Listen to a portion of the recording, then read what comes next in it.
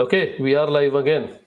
Okay, perfect. So we are back with the FPL Script. We had a long preamble when we previously had the stream, and I guess that's not needed, but we just wanted to say thank you for sticking with us despite the lack of episodes this season. And let's just cut to, well, right now the Real Madrid 3-0 is not a sweet because Vinny's missed the penalty, but what is sweet is JD's last week in FPL in Gameweek 29, sorry, which got him 75 points. How was that week?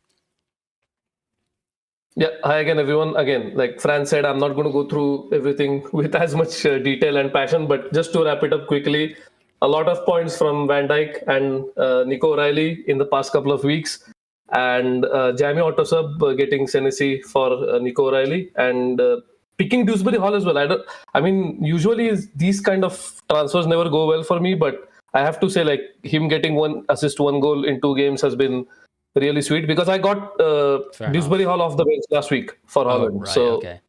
yeah, Nice. yeah. So that has been pretty good. And Sar getting points after completely underwhelming against like the easiest fixtures you could imagine. So Yeah. I think he blanked against both Burnley and Wolves, right? So yeah, Yeah.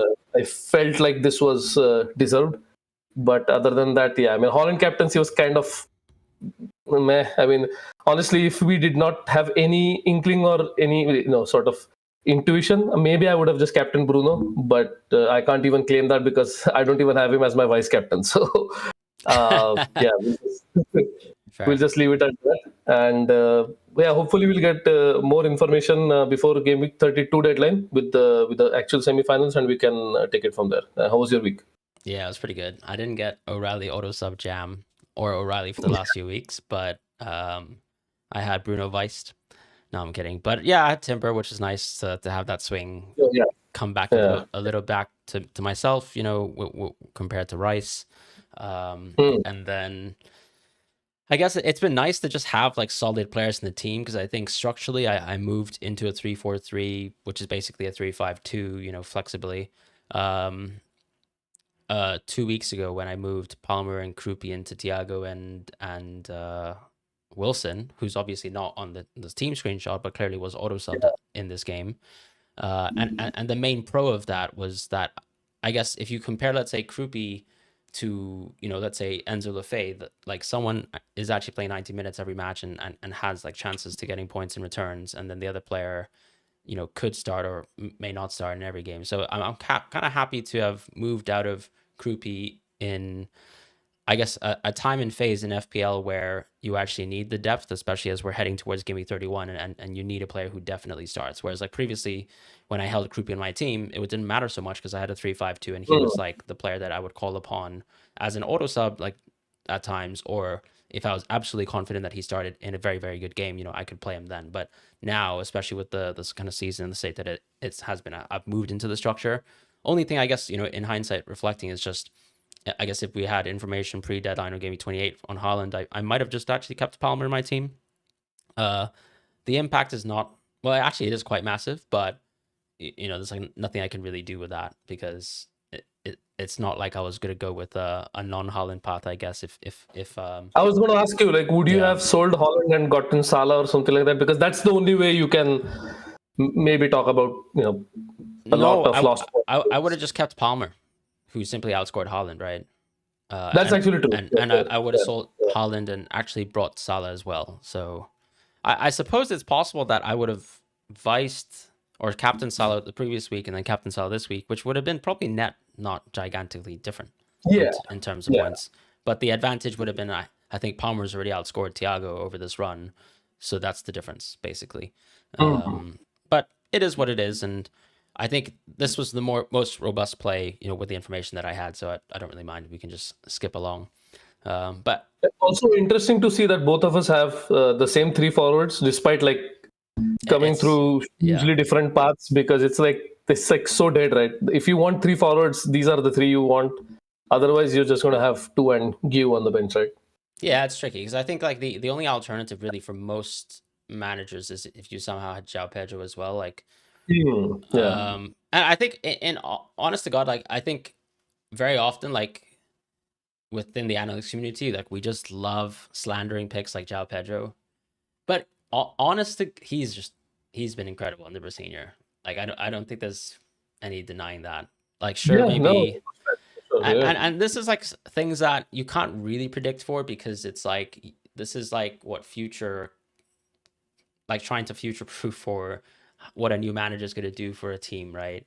And João Pedro's playing very clearly a different role in the team, is more Yeah. important in the team, and the team also seems to be a better attack just on team strengths if you want to work off that early sample size. So all I'm saying really, it's like like I don't feel bad that I'm let's say getting red arrows because of João Pedro, because I think it's deserved, but it is what it is. Like sometimes when people catch form, I think it ends up aligning for them, and this is a situation where I think like everything makes sense. Like all the signals are just that he's a really good pick in my opinion. Like if I had lots of free transfers, I'd probably consider bringing in João Pedro, for Newcastle at home, but it's also tricky. But I think the context that you kind of have is that um, Chelsea have really important league games, even though they're very much in the thick of a tie with PSG. Yeah. And that's like the context. Like, I mean, you literally have someone like Haaland who's not even like guaranteed to start versus West Ham, right? Because he's sort of being managed for these games himself. So, bit of a weird situation that we found ourselves in, where arguably our least important forward is Haaland. Yeah. Yeah. Fact. Like I don't know, if you had the chance to rebuild your team right now, would you probably be in a Salah structure and João Pedro be your third forward? Yeah, Yeah. for sure. And it's not just about.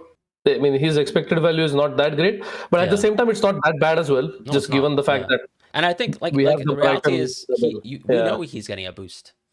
yeah, Like yeah, he got 2.68 XG versus Aston Villa. And yeah, just under a senior, it's like the numbers are quite wild. As I said, as small as the sample size is, it's like even now, if you kind of like look at what he's done as a season in totality, it's like, much better than anything we've ever seen from him. So he's pretty much exploded at the right time for certain managers, and fair enough. But yeah, what we really wanted to do this episode for and around was FA Cup quarterfinals fixtures and those being announced. And then also like impacts on chip strategy and how we're thinking about chip strategy. So kind of thinking big picture now.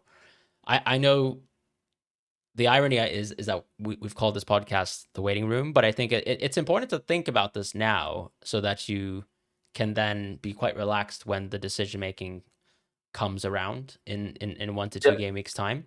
So that's something that's worth considering for us at this moment in time, because I think even if you're not set in stone with your strategy now, it's important to kind of think about what are the little tweaks in terms of I guess transfers you might make, or why you might roll towards a certain amount of transfers, why you might only use one this week, that kind of thing already, and just kind of have an idea for what you're planning to do when you have information in Gaming 32. So this is all around kind of our blank gaming probabilities in 34. And I think we all know the FA Cup quarterfinal draws, so we don't necessarily need to go into that, but it's Leeds versus West Ham, City versus Liverpool, Arsenal versus Southampton, and Chelsea versus Port Vale. I think the general assumptions from what I've gleaned from all the fixture gurus so far is that it seems like even if Chelsea don't advance in Europe, that people still think that there will be a double game week 33 regardless if they advance versus Port Vale. For Arsenal, the expectation is that they'll continue advancing, and they just got a draw versus Leverkusen, so I think that's still very much on the cards. Newcastle also are actually still alive in their sort of European campaign versus Barcelona. For City versus Liverpool, that's probably been the most consequential quarterfinal game that was booked into the FA Cup, because it kind of has impacts on how we view like future double game weeks, particularly around maybe the alternative triple captaincy window, let's just say, which we'll talk about in a moment. But the reschedulement, right, of the Game Week 34 game would be Burnley versus Man City. So you kind of have 2 games now potentially in the balance for Man City if they are to advance in the FA Cup versus Liverpool.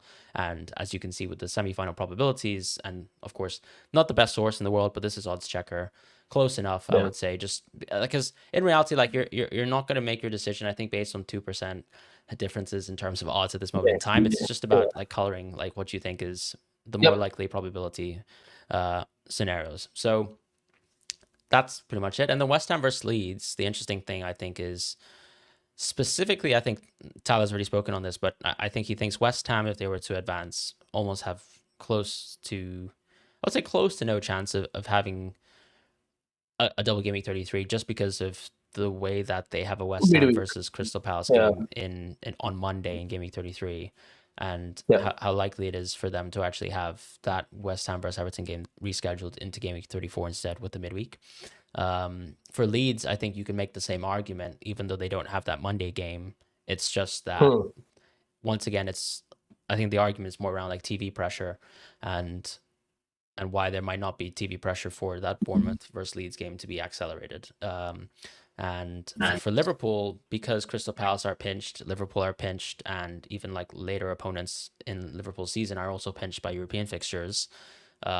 This game, if they were to advance, like we think is 100% going to be a double Gameweek 33.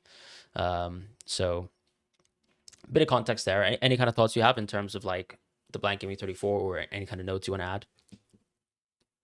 Yeah, just that people want to look back now at Gabriel triple captaincy, and obviously there is some regret. Not some. There's massive regret, I guess, because he literally outscored his combined double game week score in the next in the subsequent 2 game weeks by what himself. What did he actually get in the end? I can't remember. 7? 7. He got 7. Yeah. It's not the worst thing in the world. I was going to say, so exactly. So if you want to my biggest concern with the City Palace game going into 36, which was always a probability, was that who is going to play both games and who is going to get good minutes.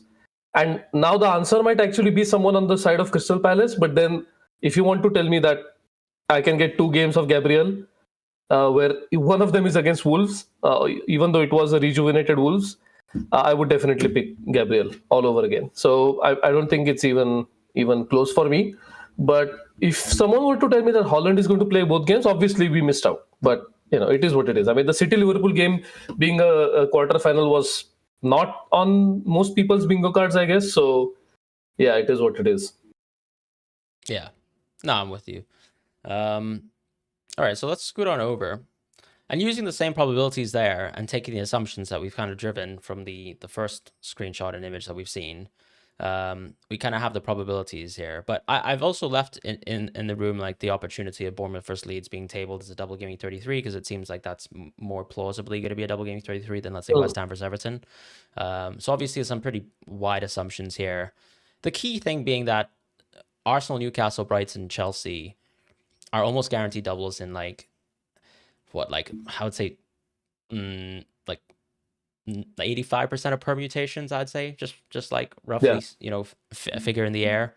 So that's quite important, right? So really your fixture strategy or your chip strategy is going to be impacted by what's going to happen when City face off versus Liverpool in the FA Cup, because as you can see here, like, you have almost like 60 to 70% of outcomes being drawn on like from the City sort of perspective of City getting a double, and then the other 30% comes to Liverpool at the end of the day. If you just kind of want to like just think it's as simple as really that win probability, right?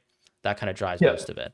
Although the one impact that I haven't really considered, and the assumption here, is that the Man City Crystal Palace game, we're taking the assumption here that we think that game is always going to go to double Gameweek 36 or outside of 33, right? So the idea that it could go to 32, maybe like stay in 31, maybe go to 35 as a potential reschedulement, as opposed to, let's say, it being a game that goes back into double Gameweek 33, and then the Burnley game gets rescheduled, into 36, for example, right?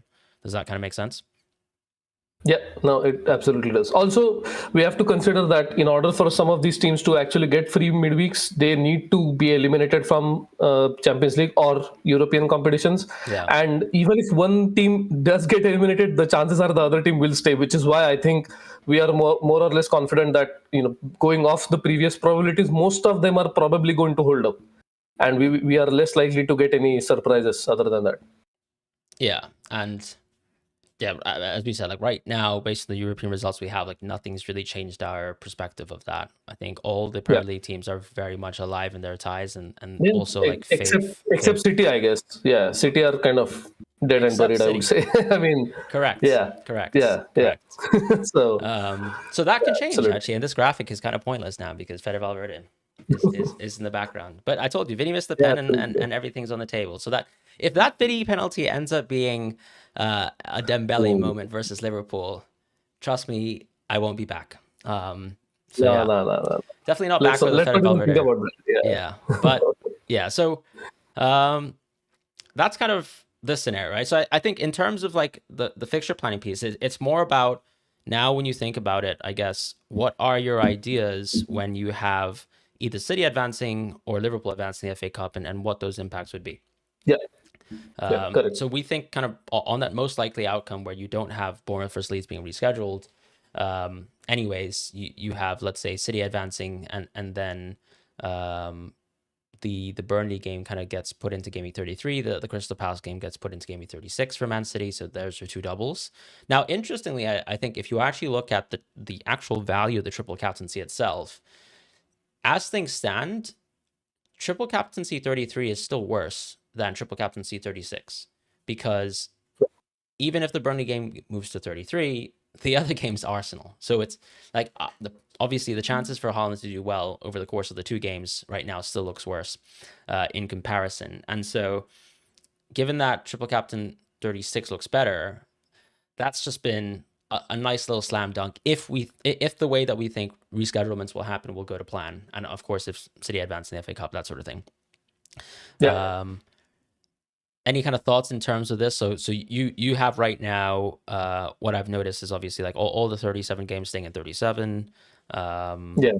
Everything else pretty much quite So routine. this is like probably like this is like the milk toast version of events. Yeah. Probably the way to put it. So I'm assuming there will be one upset. The problem is if the upset has to do with Chelsea or Arsenal, it might not even matter, I guess. True. But if it has to do with West Ham, because technically West Ham are the favorites, then definitely we will have a spicier double game week in 33. But as of now, I mean, for me to understand how do I commit, like for example, I have 2 free transfers right now, and I think we can now dive into the planning stage of things, because earlier we were just trying to see if we can understand like the whole fixture thing. But when it comes to actually planning our teams through, I have 2 free transfers, for example. I am going to roll this week and have 3 free transfers next week. And so next week, the decision I have to make is which players do I sell in order to get 11 playing players for 31? Or do I even sell anyone at all? How many free transfers are you on? On 2 right now, and I will have 3 next week. Okay. So with 3 free transfers, I'm thinking like if I have to pivot all of a sudden out of game week or wildcard 32 into, let's say, something like wildcard 35 or wildcard 33, then I think it's going to be really difficult. So, and also I have to commit before the games are played. So the problem is we don't know the results of the quarterfinals before the game week 31 deadline, which is obviously because they are played later in the month. So that is kind of why I'm a little skeptical of committing. But the problem is you can't stay non-committal, because obviously like you can't have like 10 or 9 playing players. And I have Sar, I have Gabriel, I have Raya is fine, right? You have Dubravka, everyone has Dubravka. But my main concerns are Gabriel, Sar, Holland, and Nico O'Reilly. So I have 4 blanking players right now. Fair. And with the 3 free transfers, I will have to make at least 1 transfer, that is for sure. And then another one, because I think I own Michael Keane. Yeah, I do. So I own Michael Keane as well, who's definitely not going to start. Okay. So technically, I have 5 players who are blanking. Right. If you want to look at it that way. But like in reality, 4 that impact you, right? Because you basically have. Yes. Yeah. Because Raya is Dubravka is just such a great player, but. Haaland has just been subbed, by the way, for Marmoush, so he might be rested for West Ham. Looks pretty good here for a start there, given that he was completely quiet today. Now that I've said that, I'm actually kind of worried Marmoush could score a banger, but let's pretend like that I didn't say this and that we're just recording the pod. But yeah, I mean, I think with your situation, that means that you're most likely going to have only 1 transfer rolled on 31, right? Correct. That is my biggest concern, that when I actually go into 32 and let's say stuff happens which makes me think wildcard 32 is not a great option, then I think there is no way for me to get a good bench for game week 33 for the bench boost. So then what I'm stuck with is I would have to pivot to bench boost 36 or 35 or whatever it is, because I think 35 Leeds has a great game, and so you can technically load up on Leeds players on wildcard and then bench boost. So it's kind of techie right now, and I don't know. Maybe so. The way I was thinking about this is I've solved using probabilistic fixtures. I've solved using these binaries, and if you want to go to the next one, where we can discuss the difference. Oh, I thought we had another one, right? Where we discuss the Liverpool one, or is it just you want to talk it in the same thing? Yeah, it's in the same thing, right? Binaries, So Liverpool qualifying. I mean, the binaries for Liverpool qualifying, we don't have that. Yeah, no, it's fine. We can but- just like But talk about it in this one. Yeah, it's exactly. basically Yeah. this, but Yeah. City and Burnley moved to 34, To and Liverpool 34, and Crystal yeah. Palace move into 33. Move to 33. Yeah, Which is absolutely. what's and so if you which is what's driving your chip planning strategies on these binary Yeah, exactly. strategies. So on the left, you've got if Man City have the Burnley game on 33, and Yes, then yeah. on the right, you've got Liverpool having a Crystal Palace game on 33. So double game with Liverpool. So these are the two. and it's not driven by. I mean, it's not driven just by City. I think it's more driven by three Liverpool and one Palace. So because I have True. already 4 players in that double, I think it's pretty clear Right, that that's I will not. actually- Yeah. Oh, that's pretty Yeah. interesting. Yeah, okay. So that makes sense because obviously if you've already got so many Palace doublers more than the field, Yeah. like you're actually encouraged to just play it out. But it's not. Yeah, I mean that's actually quite shocking because I guess you've put wildcard 32 here, and wildcard 32 would actually be pretty horrendous for you. Well, not horrendous. I mean, this is like it's literally for you now. But you get the point. Like it's not a it's not a favorite strategy for you. The only problem I would say here in terms of like the comparisons here is that you have a lot of noisy comparisons here because For like sure. the problem is you'd never wildcard 31, so you can dismiss all of those on the right hand side, right? Yeah.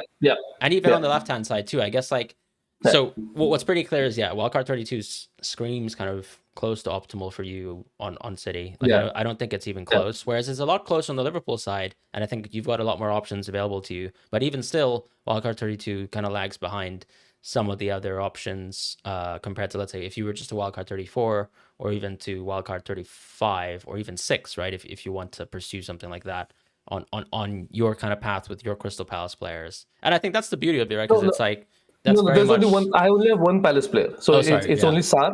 Oh, but you've got O'Reilly. You've got O'Reilly. And, Sorry. Yeah. I'm thinking more just like the amount of players you have in the City Crystal Palace game. Yeah. If it was to be played at some point in time. So yeah, that's pretty interesting. But you know, one more thing I have to say here is the meme strat, right? Not the meme strat, but the thing people keep mentioning is they don't want to own Brighton players, so it's about buy them for the double and then not worry about them again. So I was hoping that free hit 33 would come out at least competitively in any of these, and well, it's not. So that's a little. I mean, it's not surprising, honestly, because that's how I've planned it, right? So it's not a surprise that it's not showing up highly. Do you think one of the things too is just because you don't own as much Liverpool though? No, I do own 3 Liverpool. Oh, okay, fine, but you don't own Salah, I guess. Yeah. Importantly, that or could not be importantly. Yeah. Because I feel like his EV drives a lot of like the free at 33 value, right? Let's say if you moved from Haaland to Salah this week, which is plausible, right? Is that something that's on the table for you or no? Yeah. Okay, yeah. So no, not this week. I mean, no, not this week, right? Because it's 2 free transfers. If I get rid of both, and let's say I don't want to wildcard in 32, then I'm just stuck.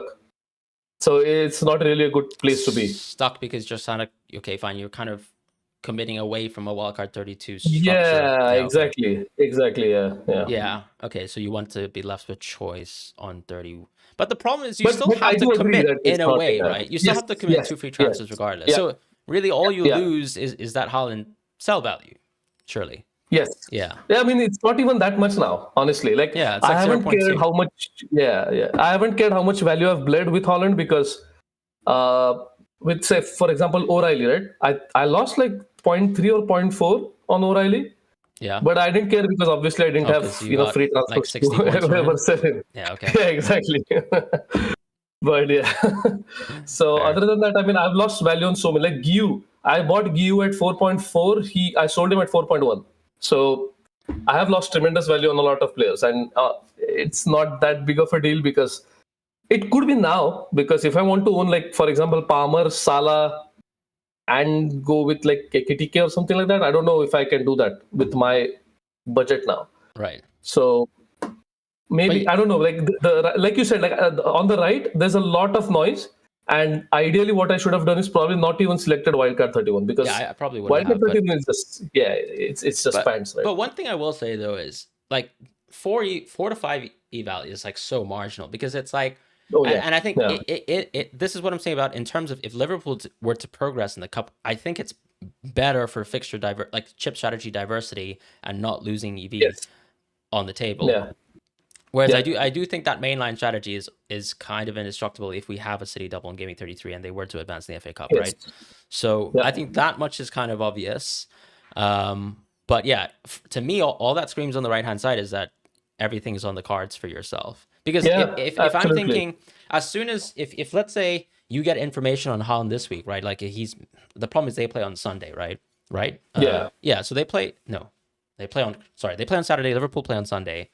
But I Yeah, guess sorry, like yeah. you're probably not going to operate in it with the idea that okay, Salah's benched for some reason on Saturday. I don't think that's likely, and you might have, let's say, information on Haaland and him getting benched on Saturday. So I think what's interesting there is if you were literally like a manager who's going to commit to Haaland to Salah, or you already own Salah at this point in time, that's already going to move your team in such a drastic direction where I immediately think something like 333 that doesn't pop here for yourself will just immediately shoot up to the top as a great move. Because I think, I see what you're saying. we've Yeah, spoken to some managers who are in that yeah. exact situation where as soon as they've pivoted their team into a certain spot and they've gotten the immediate EV, which I think could be massive, right? Like I might even have to consider it because I have one free transfer, so I'm in a pretty bad spot in terms of managing this interim game week. But I think for the rest of the season, I know I'm going to be in a good spot because I have massive team value. And to me, I think that's like a get out of jail free card. And I'll talk about that in a moment. But generally speaking, I think free at 33 is absolutely on the cards for a lot of managers. And so that could be the funnest thing, I think. I had so much pain last year for free at 33. So, Oh, yeah. but I feel like every year that I played FPL, I like with a little bit more knowledge about the slate and actually kind of making decisions that I'm informed about, I have actually ended up going with a slightly I different was going to say, chip strategy, yeah, like sort of play, to my detriment. So we'll see. except Chris Wood. I think that one did pay out. Chris Wood on the free hit. Yeah. Yeah, paid out around like Yeah. 6 points and the ability to dunk on people who went with, I can't remember who, Watkins, I guess, Yeah, or honestly, someone else. I don't No, I even think I might have had remember. Yeah, Watkins yeah. plus whoever the other forward was. But also, I'd like to congratulate the David Datro Fofana owners in that game week because they also won out. And I'll congratulate all the Gibbs White owners once again for that fake EV for that entire season. Yeah,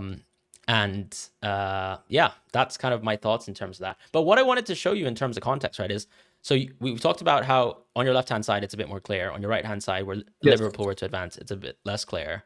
This is what happens if I was to run a chip solve if Liverpool were to advance on the same binary that we have going back to here if Liverpool had the Crystal Palace game in 33. So I actually get wildcard 32. And I think part of that is because maybe I have pinched myself in a spot where obviously I'm down on free transfers. So repurposing my team as soon as possible in wildcard 32 could be better. But I think part of that as well is just, I think for me, because I probably have a little bit more team value, I have the bench. My bench is actually infinitely better than others, and I'm not just flexing here. It's just a reality, right? So you talked about the Burnley players. I was listening to Praz on the Solio podcast. I think some of his complaints were, let's say, okay, if I had to do something like Bruno to Semenyo, that feels like negative play, right? Because it's like I'm moving from a great asset to just a doubler for the purpose of a double, but then I lose out Bruno for the rest of the season, that kind of thing. I am very likely to, or maybe you don't even go Bruno in the first place. You maybe just go Semenyo if you are short and free transfers, right? In my position, I think because I already have 11 game week 31 players right now, I will probably set up to roll for the next 2 weeks and then just try my best to play game week 31 with 11 players and hope that I don't need an auto sub. But yeah, that's kind of the situation that I have within my own team. And the nice little advantage that I have here too is that with bench boost 33, instead of having the Burnley players, I just have Brighton players. So I have Verbruggen and I have Van Heck on my bench. And instead of, let's say, I don't even necessarily even need to go and stoop down to owning Danny Welbeck for what is basically not a double game week because he's definitely not going to start 2 games. And I'm going to say it here. And if I'm wrong, don't quote me on it. So we will delete this video. But I don't think he's going to start 2 games with a double game week. We've never really seen him do that. It's almost impossible. So I honestly would, for example, rather own someone like Thiago, who's a bit more robust. So if I go Holland, Thiago, João Pedro, like you could see me owning that in a few weeks' time on a wildcard 32. But I think that just shows you, like, with a little bit more in the bank value, like this is what could happen for me. I'm not saying I'm going to get all the points, but I'm basically going to wildcard 32 no matter what, which kind of leaves me in a position where whatever move I make over the next 2 weeks doesn't really matter. Like I can get Marcus Tavernier this week to grab a little bit of a short-term EV, or I can just roll 2 free transfers and then just, I guess, have a nice, a better exit route of, because the problem is when you free hit 34, you're not going to get the accumulated free transfer on 35. And then when you wildcard 32, same thing there. But obviously you're wildcarding, so you're removing issues from your team. But that's kind of what I'm deliberating with now myself. It's like my chip strategy is most likely going to be the same no matter what I do. So what am I actually going to do? Grab EV? Wait, whom did you sell for Virgil last week? I sold Richards.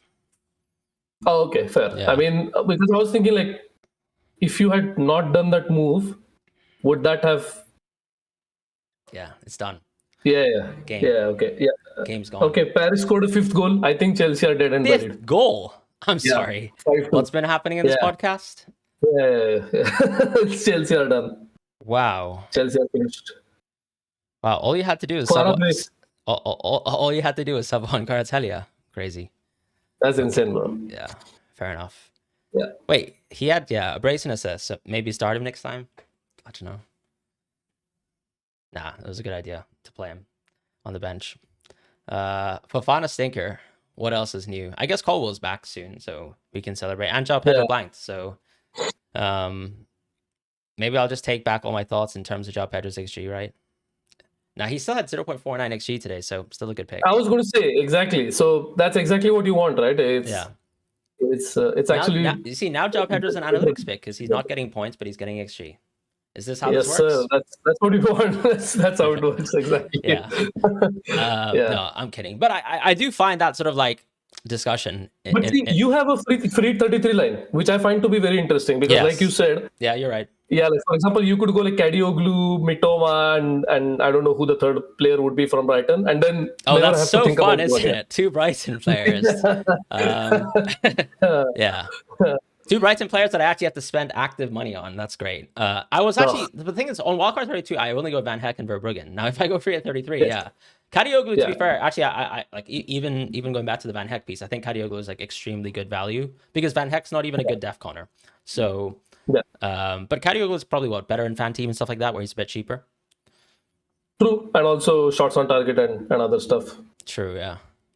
So, do we think PSG are washed, or is it just Chelsea's washed? I mean, Chelsea's more washed. Right. let's go with that. Right. Because that's actually okay. So I captained Hakimi. He got an assist, even though he conceded 2 goals. So that's something. I mean, it seems like most captaincies are blanked in UCL Fantasy, right? Because of the Kane news. I mean, Alvarez yesterday. Alvarez went nuclear. So yeah. But I thought a lot of people would have gone. Oh, okay. I guess if you had, because there wasn't good information on Kane. Yeah, true. Tottenham as well. So fair play. Exactly. Yeah. You know that Beyonce clip is in my head rent free. The Tottenham one. I don't know if you've seen that, but it's like it shows up on my Instagram feed so many times. Okay. Like there's a reporter who asks her about like if she knows Premier League teams, and he says Arsenal, and then he says Tottenham, and then she asks him if he's cursing her because like she doesn't even understand Tottenham, the word Tottenham. Yeah. And then she sort of like imitates him, and she's like talk, no, something like that. So it's a funny one.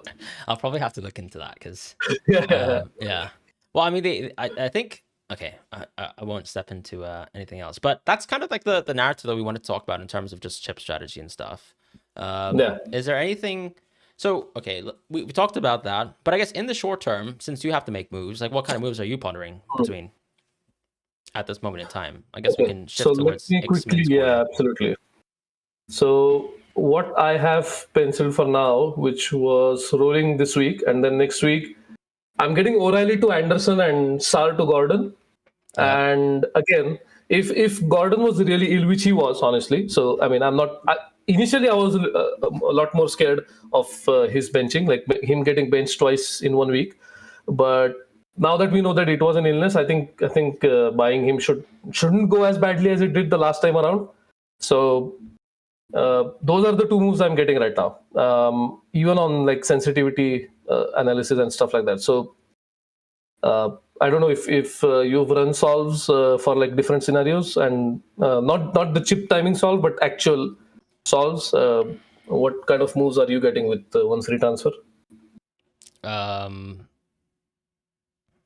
Well, or have you just thought about it? Like, forget about what the solver is telling you, but just in general, like it would be because right now, obviously, because I'm thin on free transfer, so I'm running obviously with like pretty high FT value, or just even just like I think in reality I should just be rolling. Like, I mean, but you know, you should honestly, the terrorist in me says I've got one more in me. I've got one more in me. I'm gonna go Enzo Lefebvre to Tavernier.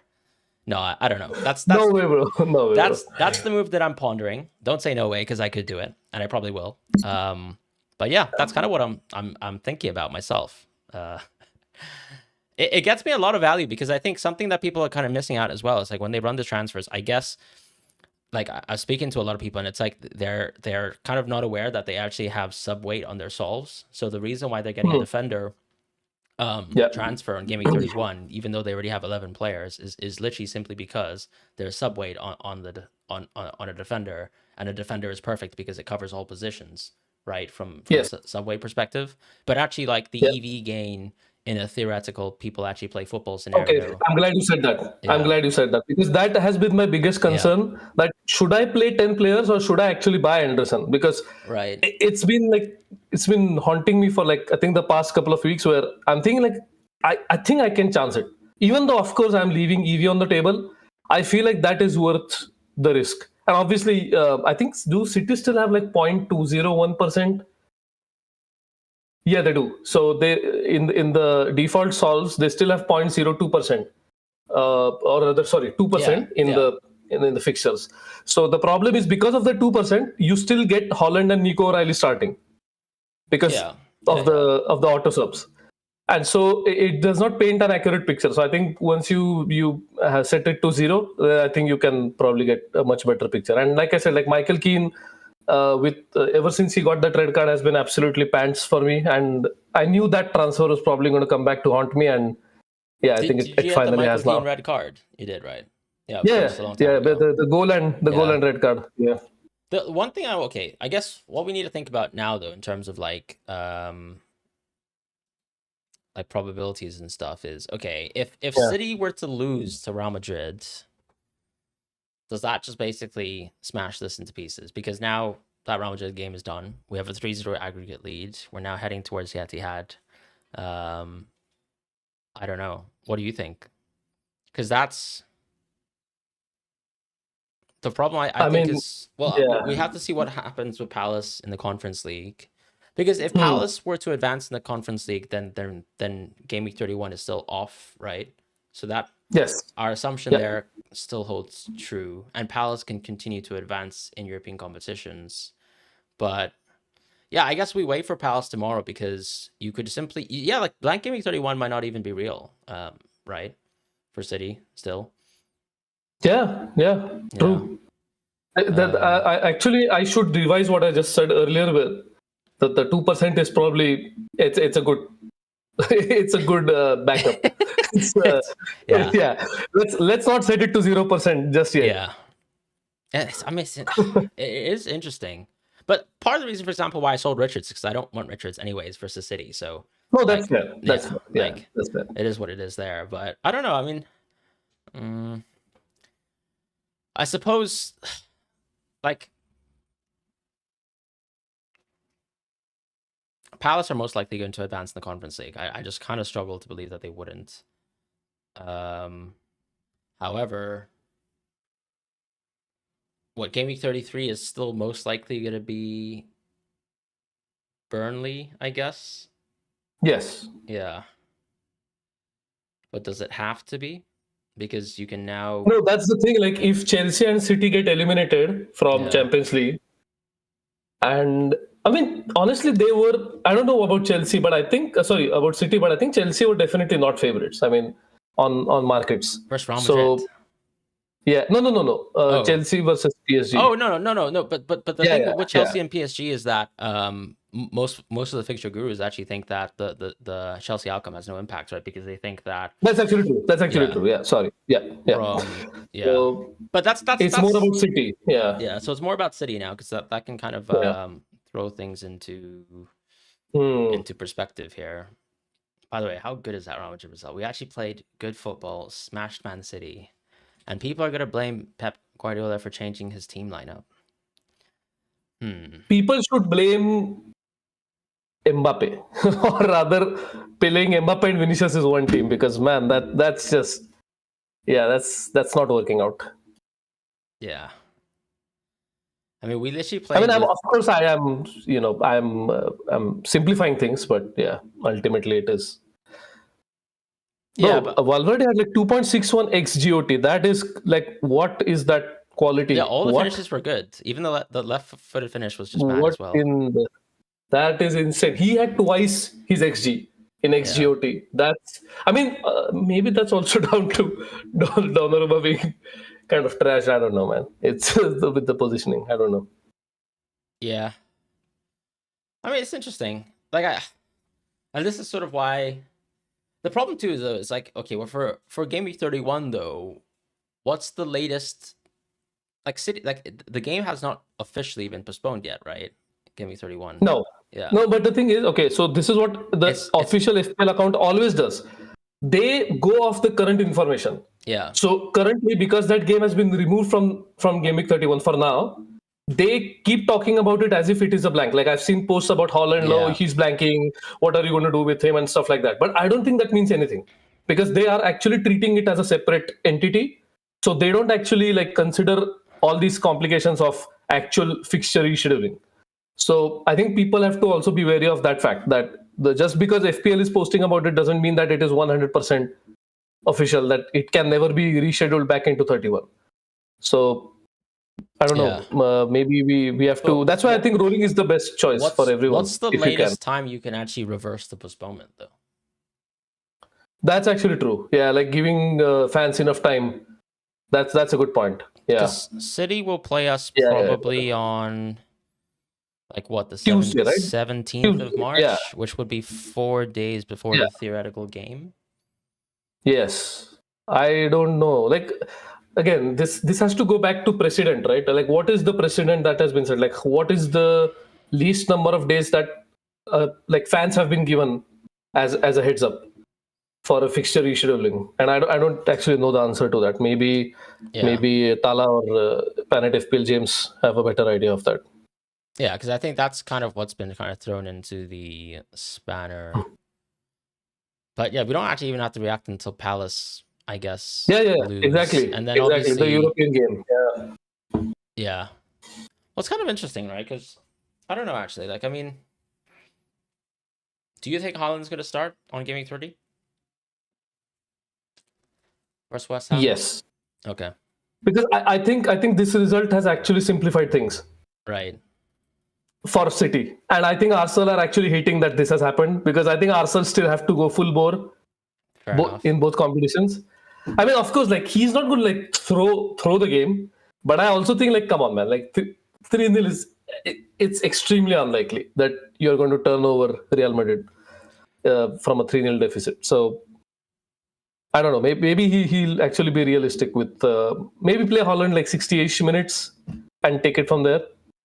But I do think like he's going to start West Ham.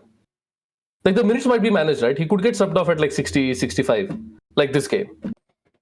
So, Well, yeah. I mean, the problem like, do you now think is like, differently? sorry, say again. No, do you think differently? Like, what are your thoughts on No, this? yeah, I kind of agree, actually. I don't know. Yeah. Like, I feel like, is he just going to rip everything up for the next Real Madrid game, almost like play Marmoush, for example, who's literally been like they kind of smashed Newcastle, to be quite honest, with Yep. Marmoush. I wonder if he just goes Holland again versus West Ham and maybe Marmoush versus Real Madrid. I think it's kind of crazy, but this is kind of the world we're living in. But I don't want to blame Holland purely because it's like the whole team were pretty ineffectual tonight outside of Doku, I would say. So yeah. It's actually kind of a bad result for triple captaincy as well, don't know. It is. Yeah. Yeah, because if they beat Liverpool now, You could still have them double in 33. That they're basically like no doubles after 33. That's what you're saying, right? Yeah. Yeah. Well, all I can say is thank you for Real Madrid from a triple captaincy front. Otherwise, Nah, for real, yeah. um, I mean, if you go back to X-Men's Corner, I just wanted to get your thoughts on who do we think, like from an FPL standpoint, are realistically under threat, like in terms of minutes. Like when you're solving, I mean, honestly, let's forget about solving because I don't think it's going to change anything. Like, for example, if you think AKTK is going to get benched, you are not selling him, I'm not selling him. So there's yeah. no point in sort of doing that in review. But I think just for us, like which players do you think have a realistic chance of getting reduced minutes or getting benched? Just honestly, Like for just example, I have Holland, Salah, Timber, Palmer, Pedro, Joao Pedro, and AKTK, I would say. yeah. I mean, it's always an interesting scenario, right? Because I think Yeah. with the 3-0 aggregate deficit for like both the English teams, like how does a manager react? I think, I feel like Chelsea will still go full strength in the league, so I'm not really worried about Okay. Palmer, Joao Pedro. As far Okay. as City, I don't really know how Pep's going to react to this because I don't think he ever overreads it too much. Like he still thinks Haaland's world class, No. so No. he No. No. probably No. still No. plays He Haaland will versus West never. Ham as Yeah. long as the guy's fit. Yeah. I mean, he was basically just hooked because he wasn't playing well. That's as simple as Yeah. that. It wasn't working. And also, my bigger concern is it's going to be. We've seen this a lot where, Nico O'Reilly, we think will get benched because of this performance. He will actually start against West Ham because that's the less important game. And Yeah. then, as when he gets to Real Madrid at home, he will start getting phased out because that's what we've seen countless times with Pep. It's not the game immediately after underperforming, it's what happens in the long run. So I don't know, like for example, I own Nico Riley and I realistically don't think I'm going to play him again Really? for the rest of the season. Yeah. But I feel like all this game proved is that you just continue to play O'Reilly in the midfield. In the midfield. No, for sure. Yeah. So again, no, I'm not saying that because of this performance, by the way. I'm saying like because if Yeah. I wildcard in 22, I don't think I will Really? own Nico Riley. So yeah, Okay, I mean, fair. I'm likely not I to. actually think Yeah. I will own Nico O'Reilly. Really? Yeah. Okay. I'm pretty Okay, confident that's that kind of he should just be yeah. playing in the midfield like forever. For this. Honestly, that has been working for them. So yeah, more power to him. If he does that, then yeah, why Yeah, not? I mean his solution this game as well was just to sub Bernardo Silva on, put I think Ait Yes. Nuri on the pitch and just go back Yeah, to he did business put as it. No, usual. yeah. Like Yeah, although fair. obviously I think like when you're kind of getting dominated, it's a bit different. Like to ask the team to kind of like, I don't know, improve the level of performance when you kind of got pieced up 3-0 early in the game. It's like it's very hard to kind of dramatically shift the game. So yeah, I don't know. I mean, I can't remember quite when Vinny missed the penalty, probably around like before that substitution happened, but at some point in time after that, he had made those changes, right? So I think going forward, you're still going to see O'Reilly. I would, if he doubles in the future, like I'm going to have him. What I would probably say though is for me this week, yeah, Timber I think is absolutely like if we go back to X-Men, is absolutely under the microscope because he's kind of getting gassed. We've already seen Mosquera play. White's on the bench. The only thing you'd probably say is like, oh, do you need something? Like, do you need Timber versus Everton? Because it's like still an important game technically, or maybe is it even the case that maybe like because he has played White in European games. It's not mental, but yeah, I think Timber's pretty much under threat as well. And I think the problem is he's definitely got to sub on too because I can't see if White's been off the pitch for a couple of weeks, how he's going to finish 90 minutes. No, you can't. But like, I almost feel like I'm forced to play Timber because it's like such a good game. Yeah, I was going to say like it's very difficult for you to not play him, right? Like what is even the alternative here? Like it's Big Harry Maguire, of course, the GOAT. Okay, so I was going to come to that. Like, I'm glad you brought that up because I'm seeing a headline on Twitter which says that they've seen De Ligt back in training. Fair. So if he's actually back in training, that slowly, not of course not this week, but slowly it's getting to that stage where training on grass or like with the team. Yeah, that's actually a fair point. I haven't actually checked that. 1 second. Let me see if I can quickly bring that up. Because Also, another thing too is Martinez has still been injured, right? So Oh, he is true. Oh my God. Oh, I'm not too thrilled with this combination though, man. you mean like Euro Maguire? No, Delict Maguire. Oh, right. If they actually like when Delict is actually back. Yeah, that's a little bit too like I don't know. Yikes. Oh my God. So you can probably farm because they both are tractors, but you need one quicker player, I guess. True. I mean, we'll see what happens. Yeah. Yeah, okay. There's like this crazy. Like, yeah, just ignore me. I don't have like. No, Wait, no, it's fine. yeah. He's back. Yeah, We also don't have he's not great. training. He's just in the training academy. Oh, that's Pitch. good. Yeah, but we also have Yeah. no real additional news on Wilson, though, right? Do you have Wilson in your team? No, Yeah, exactly. So and the that's a latest nice was he appeared on some podcast, right? And on he said that on the Peter Crush podcast. He yeah, said that Peter Graf he has podcast. a knock. Yeah. The positive is that he's definitely going to make it to Gameweek 31. I don't even need him to make it to Gameweek 30, but that's why I want to go Tavernier, though, right? A little bit of security. Yes. Yeah. Like, so yeah. Look, I don't know what I'm even doing here. I might as well just say that I'm going Tavernier. Yeah, funny. Yeah, I mean, honestly, his game in 31 is not that bad. So I would actually Because he plays that's all you need Maguire. him for. That's the problem. I'm playing Tavernier into Maguire, which is a bit Yeah, sad. yeah. It's a bit sad, but also He plays I Burnley. think so when you bought Maguire, I think you must have expected some games where he defcons, right? But the absolute lack of defcons has been No, what do you mean? kind He's defconned a lot, no? no. Like compared to what you thought, Oh, I thought the right. frequency is much lower than what. No, I don't think What so. we Because he's anticipated, just I been guess. subbed off like really early in games, which is Yeah, really that's also problematic. true. Let me Yeah. see what he's actually defconned in recently. So The problem is you can't even find him sometimes. Okay, the I found FPL him. UI is actually awful.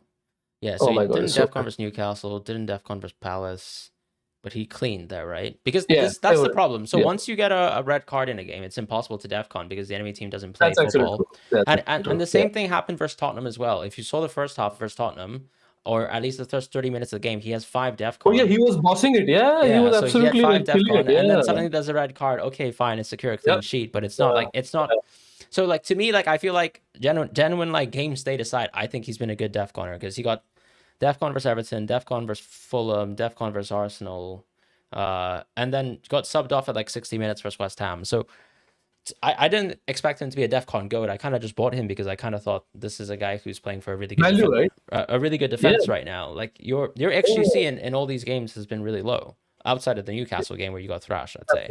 Yeah. Oh my God. Yeah. But yeah, that's kind of my thoughts. So I think I might buy Tavernier, just because as long as like Wilson's not pronounced to be like not going to be alive back in Game 31. And then Anderson is already like throwing up some issues, which means it's nice that I have Maguire, right? Like I can play Maguire ahead of Anderson. Yeah. But like the alternative for me is if I don't play Wilson is I just simply play Maguire over Wilson, and I kind of just back United, especially if I'm going to captain Bruno. Like in theory, I guess I'm backing half of an Arsenal clean sheet from a defender point of view, Yes. as well. Yeah. So yeah, so there's a little bit of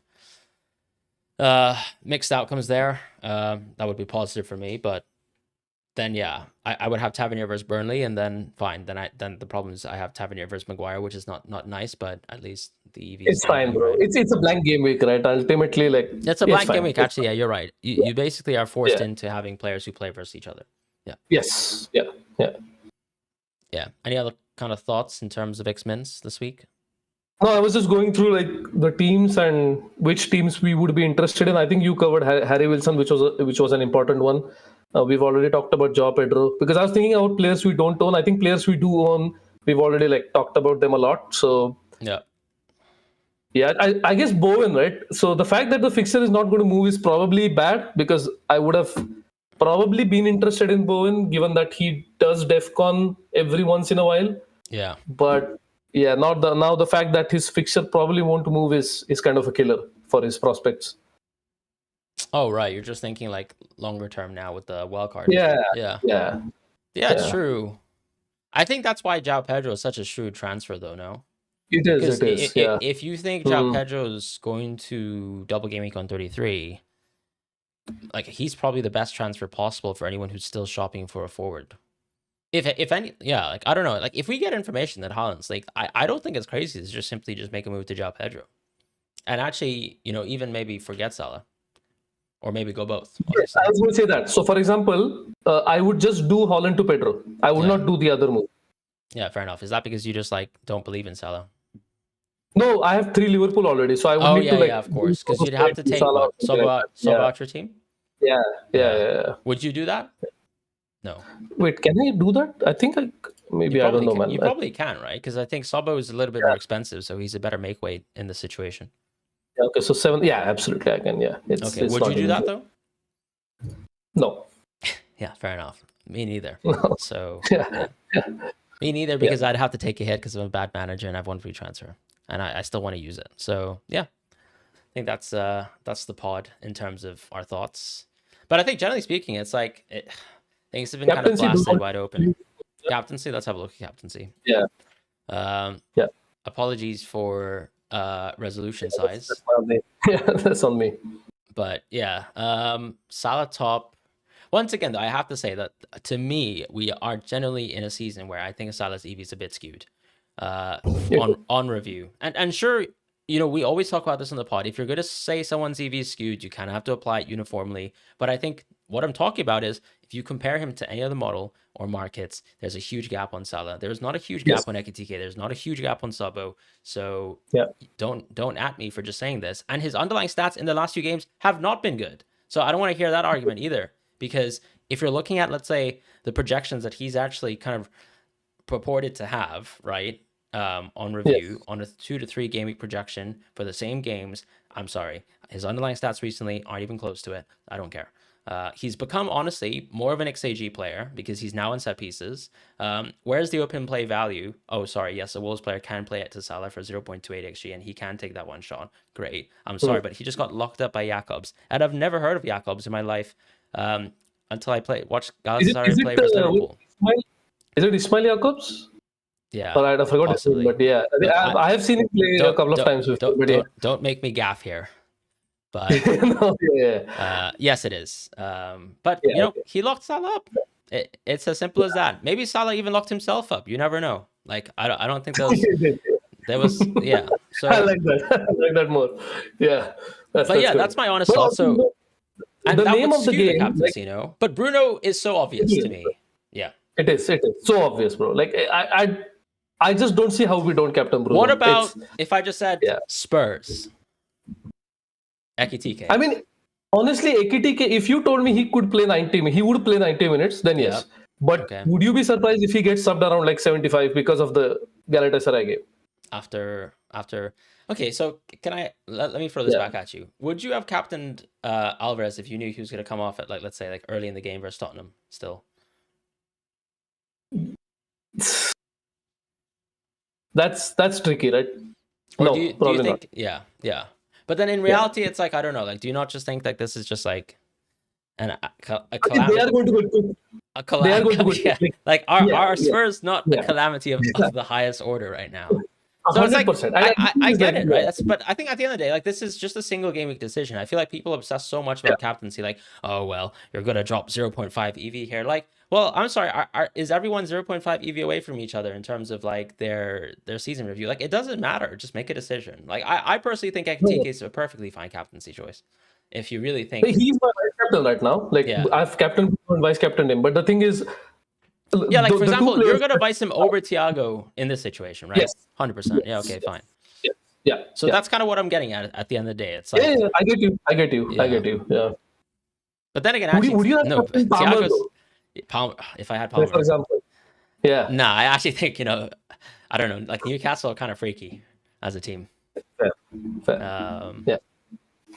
Like it's weird. Like Newcastle, it's like we've seen results from Newcastle where it's just like, what's going on here? Away from home, particularly. Like we've always talked about this actually. Like yes. And I'm sure models have already like priced this element in terms of like how much Newcastle are like such a good home team versus not good away team, and it's harder to kind of parse that now without FBRF. But like, yeah, like he's up there, right? Palmer for sure. But who knows how many minutes he's gonna play? I think, in fairness, he could be taken off a little bit earlier, especially since they're definitely going to put their best foot forward. I would still think at Stamford Bridge versus PSG.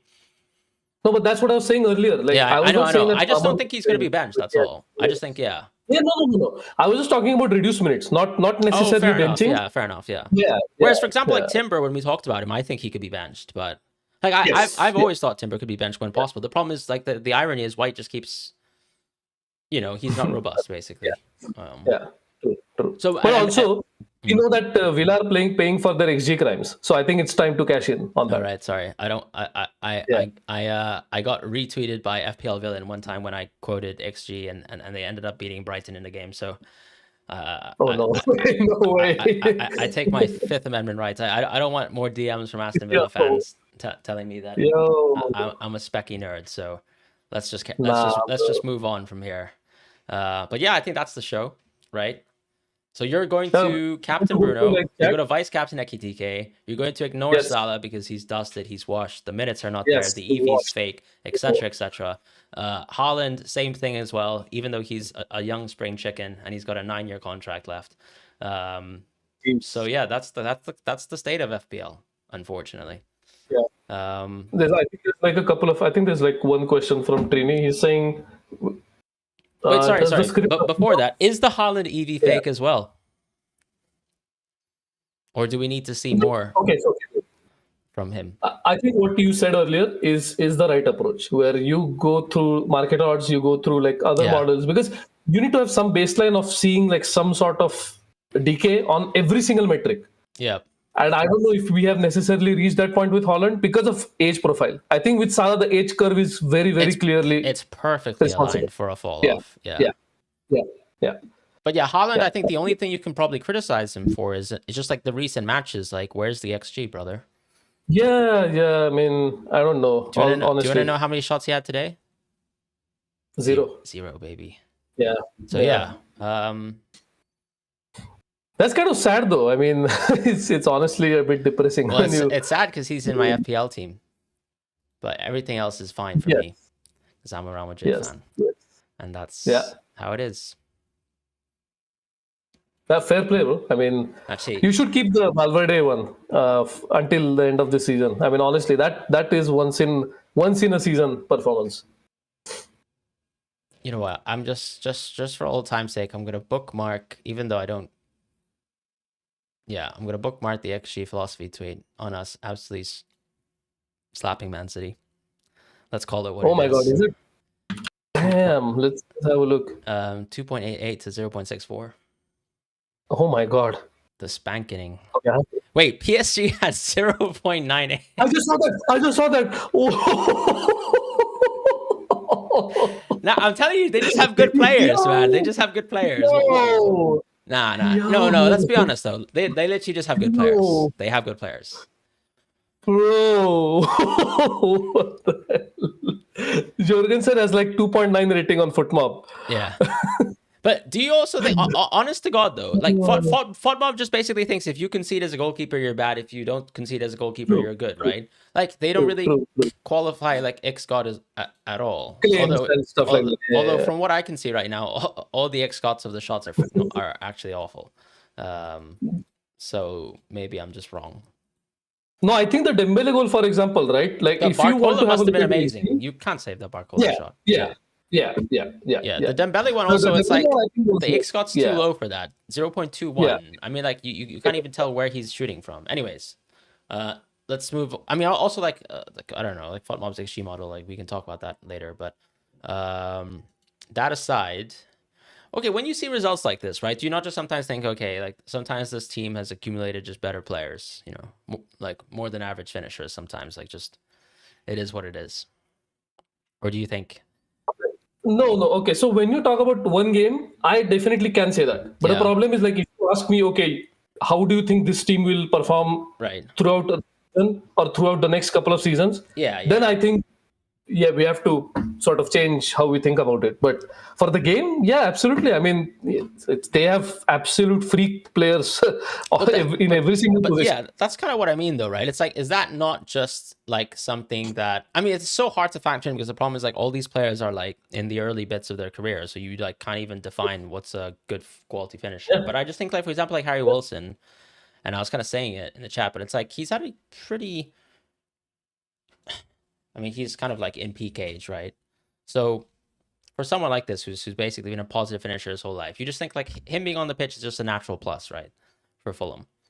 So when you were talking about Joe Pedro earlier, the one thing I did think of was his career at Watford, his career at Brighton. Yeah. I think you have to, I mean, I'm sure like more sophisticated models might think of it, but until you get like a run of games with consistent minutes, I think it's very difficult to judge how players are going to turn out. Yeah, but from what I understand, João Pedro is actually a negative finisher, like a lifetime, right? No. I'm not saying, I was not giving an example of that finishing.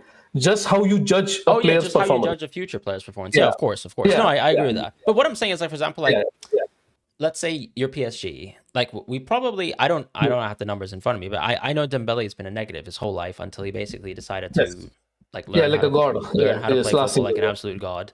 Yeah. Which is like, I think you could probably see the same thing with Benzema's career, where it's like at some point in time in his career, he just actually became a top tier finisher. Because I can tell you, I watched him in Real Madrid, like, and I might not have XG models to my hand, but there's absolutely no way he was a positive finisher for most of his career. And then some people just kind of like turn it on at some point in time. But then it's like you would never have predicted that in the moment. But then I feel like when you're actually living through it, like let's say you're playing UCL Fantasy, I'm playing Premier League Fantasy, I just think, Harry Wilson's most likely going to score more goals than his XG. Yes. And I'd easily bet on that, like if you told me that, because right now I think he's already like, overperforming like 33% of his goals in his career. So like, what is there even for me to do at that point? But would you say that for someone like Wilson, it's a little easier to do that because let's say you are just a short spammer, short spammer from outside the box. You don't ever accumulate like high XG chances, and then whenever you do score that one high X got chance, you will score always, versus Tottenham. No, I'm joking. Sorry. By the way, that I saw the clip from their away game. That goal was even more egregious. I completely forgot about that one, where Vicario tried to play cute on the byline and then he gave the ball away to Wilson, who just basically like curled it into an empty goal. Oh my God! I think it's underrated because I think a Champions League mistakes are just like they're more memorable. Like for sure. Like it's like everyone just immediately thinks Karius, and now we have Kinski, who wasn't concussed, by the way, so there's no excuses. I'm sorry, by the way. But I guess that's the thing, right? Because we've discussed this in the past. It's like if you were, let's say, 3 or 4 years into Son's career and you only had like his Premier League season or like his like Bundesliga seasons, I guess what would we have seriously thought about Son at that point in time? Like I'm absolutely sure he would not have had the modeling kind of surplus or inflation that he had when it was even like at the tail end of his career, where honestly, more likely or not, he's could be even more washed when it comes to finishing at some point, right? The finishing falls off, possibly. But with Son, I think it's not the same as Wilson, where with Wilson, like I said, like the long shots thing, but with Son, because of his 1v1, his 1v1 ability is so cracked with Son. But I felt like, usually whatever XG you get prescribed ascribed to a shot, I think because he always scored those one-on-ones, I think it was kind of a similar over performance. Probably. But again, to sustain it is crazy. I mean, that's absolute skill. Yeah. Yeah. And I think that, like, honestly, I'd easily bet for the rest of his career Wilson will be fine towards that same level. Sure. Yeah, I mean, he's an exceptional free kick taker. So as long as he has that in his locker, he should probably stay plus finisher. Yeah, because he's what, like plus 10 over like 17. So he's that's okay. He's plus 11 from 17 XG. Oof. Good player, right? Good player. But fair. But this is kind of what I mean, because it's like I do look into these players sometimes, and most of the players I'm willing to just say, like, there's going to be error bars in this player. What are we talking about here? Like, and Mbeumo is actually a very good case for this, because I remember his whole career was negative. Then he had that one positive season last year, and everyone suddenly thinks he's a positive finisher now. When the reality is not. And for example, like my only counter argument is like someone like Harry Wilson like always has been But yeah, fair play. He's not had, I guess, good opportunities inside the Yeah. box, and yeah, it's a different quality of finishing as well, right? It's just like 1v1s versus long shot spamming and headers and all that stuff. But that tangent aside, what was Trini's question? Oh, Trini said, does Script approve of Holland plus Rogers to AKTK plus Salah? Yeah, I think so. Well, I mean, Yeah. as long as you think One Salah half. starts, One yeah. half of Yeah, go I would TK. yeah. Maybe consider Salah if he's gonna play, or 30 minutes of Salah, great player, of course. Form is temporary, class is permanent, etc., etc. Yes. So okay. Funny question now, I guess. Wildcard 32. Let's say City advance, City have a double. There's no legitimate reason for us to dismiss Holland, right? No. If we still have the same sort of, no, I'm joking, same discussions on Holland on 32. Honestly, like if you are a freak, you could definitely go for like O'Reilly, Gehi, and Donnarumma. Yeah. Yeah. Well, you're going to ignore Semenyo? Possibly, yeah, maybe. Makes sense. No, but like because that's why I said like if you're a freak, like if you want triple defense, you want to back them. Okay, that's a bit too freaky for me. The problem I feel like with the wildcard 32 now is that like Saka is non-existent, so you're almost going to spend all your you're already going to get Arsenal defense like maybe a triple up, right? Yes. Yep. So what do you even do at that point in time? I mean, it's sort of like reverting back to the team from like 4 weeks ago or 5 weeks ago. So maybe we don't wildcard at all then. But see, that's why I am hesitant to lock in that strat. Yeah. So I want to make as few moves as possible. Well, I mean, let's just flip it on its head, right? It's like, have you kind of run on different binaries and different kind of like, let's say, solve scenarios, what you would do as a transfer, even if like things were a bit like, is there a uniform transfer that you think would work for your team? Like, for example, for me, I do think, I do think Tavernier works for me. So I'm strongly considering it, but it's hard to say, right? Yeah. I mean, like if I could do Michael Keane to someone, I don't see how that transfer. That's always just going to be a net positive for yourself. Yeah. Okay. Yeah. Exactly. So I think we probably might end up making a move or not. I don't know. People will find out before the Saturday deadline. But yeah, good to be back, and thanks for brainstorming stuff. Absolutely. He's like, okay, last question for you. Jay Wavy says Script thoughts on wildcard 32 and bench boost 33. I mean, I think it's the most obvious strategy at this moment in time. Yeah. Let's see what happens.